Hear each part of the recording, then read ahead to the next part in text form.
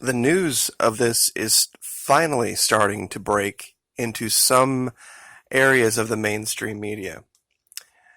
Over at the community tabs of the Florida Maquis last night, I put up a post stating that there was going to be a video dropped by another channel. That video did drop late last night. If you haven't watched it, please go do. It's Jennifer Hammonds, Veterans for Truth. She is a licensed RN, served aboard 2 Navy ships, knows what she's talking about regarding these types of things. She's had very specific training regarding these kinds of things. There was the story of the USS Fort McHenry that was quarantined at sea for 5 months because of what they described as mumps. Now, I didn't even think about that when I saw that article. I kind of just glanced over it. Everybody gets an MMR, measles, mumps, rubella, when you go through in process. The likelihood of that is staggeringly low, that it was actually mumps. But this chart here in front of you should tell you the story. The lower part is the weeks, and the left-hand side is the amount of cases. So from just a little over 20 cases week 1, now we're at 110 cases week 21. It is going up and up and up and up. And then we have stories like this. We have a doctor in Nebraska now who was exposed. But of course, he's tested quote-unquote clean, just like the last doctor did who had it living in his eyeball and brought it back to Texas. They're not taking enough precautions. And eventually they're going to say, oh, gosh, well, our test said this, that, and the other. I'm telling you, this is going to be ugly. And even Dr. Drew came out and he made this kind of cryptic statement about Los Angeles this summer. And he relates it to the amount of homelessness and the detritus that's everywhere. I wonder if they know something and they're trying to get ahead of it, and they're just trying to give some other explanation so people don't get into a panic.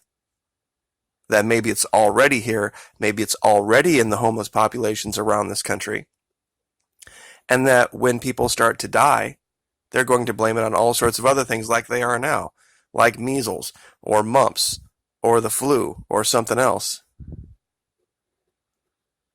Uganda is a new country now in Africa that is starting with a new vaccine.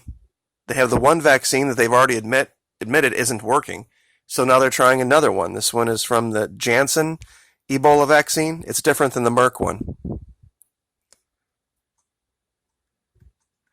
This article here talks about how they need to readjust their strategy.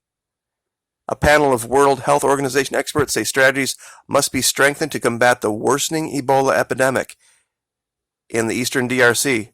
The WHO's latest report count, and this is as of today, 1,738 cases of Ebola in Congo, including 1,218 deaths. Congo's Minister of Health likened the Ebola epidemic to a multi-headed dragon.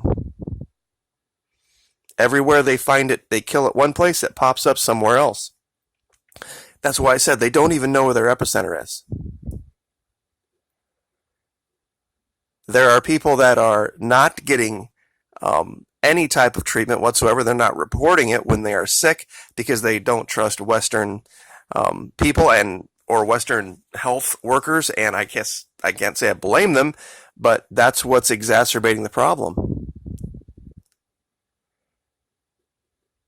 We have 16 Ebola treatment centers, and units have been established across 9 countries. And there are health workers that have another one just died. And I'm trying to find the article where that was covered, but it's in this. This is the allafrica.com. International aid organizations are warning that the Ebola outbreak in Congo could, worsen in the face of instability, public distrust, and a critical shortfall in funds to contain the deadly virus. Now, this article is February 25, 2019. That's what they were saying months ago. And of course, you know it's serious when they name a czar. We have a new Ebola czar, and this is 23 May of this year. So they're taking it very seriously. I just don't think they're taking it seriously enough. And I know this is the Daily Mail, but the numbers are right. Battle to combat Ebola outbreak in the Congo is failing. 100 people a week are catching this. And like I said, they don't know from where. And then we have this pleasant story from United Airlines that they're going to be flying back and from Cape Town. Now that's very far away from this. But look at the next city that they are really excited about serving. Let's see if I can find it down here. The next two cities on the list after that are Entebbe, Uganda, which is literally right on top of this, and Abuja, Nigeria, with 130 daily passengers each way. Daily. And in case people don't know where that is, this is the Democratic Republic of the Congo, right here. Entebbe is right over here. They're going to start shuttling 120 people from there directly to this country every single day. What could possibly go wrong? We seriously need to shut down all travel to this continent, to and from, and even secondary. Anybody who's traveled from Africa to Europe, not here. And I'm just going to call it right now. I know that seems like it's overkill, but it's the truth. It's what has to happen. Because if it doesn't happen, we are going to be in for a world of hurt. We might already be. It might already be too late. I'm going to see if I can find the article about the death of that health worker.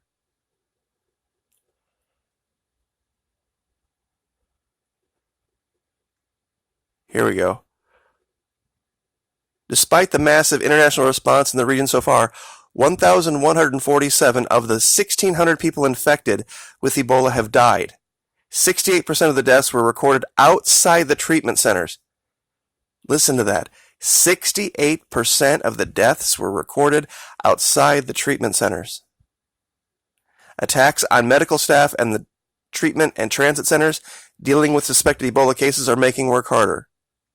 We work for 2 days, then there's a new attack, and the colleagues from the Ebola teams have to stay home for 5 days.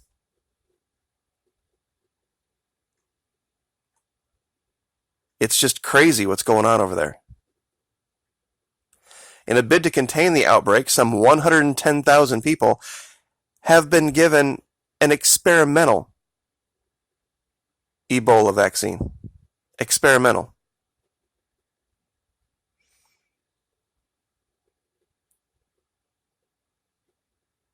And this is 23 May 2019. Democratic Republic of Congo, second largest Ebola outbreak ever, continues to spread, and health officials now say it's likely to reach the populace of the city of Goma. Once there, the risk of it spreading beyond the Congo to Rwanda or South Sudan or Uganda increases.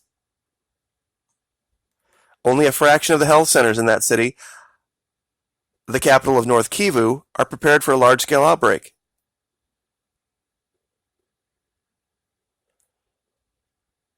In the past 3 weeks, the number of areas with reported infections has increased from 21 to 22, meaning it's moving that way. See, our new articles are just dropping. What I'm reading you here, I literally just clicked on. I hadn't read it before the video.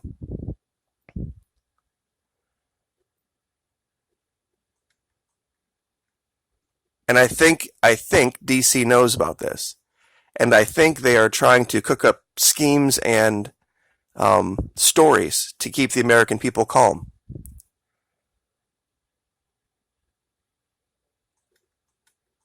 But it's starting to spread. It's starting to get out of this area in the center.